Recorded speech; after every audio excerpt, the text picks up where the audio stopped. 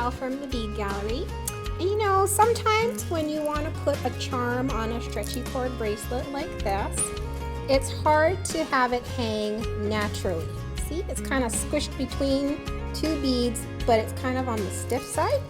So my pro tip is to make your own bead coil. Okay? And it's very easy to do. What I'm using is 18 gauge wire as my base, and 24 gauge soft wire is the wire I'm going to use to make our coil. So all I do is wrap it, the skinny wire, around the thicker wire. Again, my base is 18 gauge. I picked 18 gauge because that seems to be what fits our stretchy cord 4 times through pretty easily, and I used and it still goes through the loop of the charm.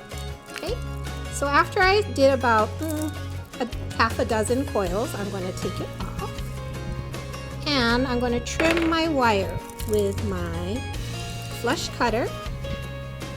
Okay, so I'm just going to even out and make a nice cut on one end of the coil like this. And this may actually be a little on the long side, so I use my round nose plier to kind of split the coils like this, and I'm just going to trim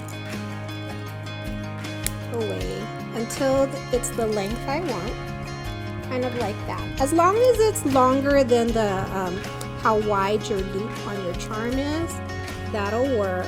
And then I do want to cut it one more time just to make it kind of neat and smooth, so it doesn't catch on the stretchy cord. So there we go.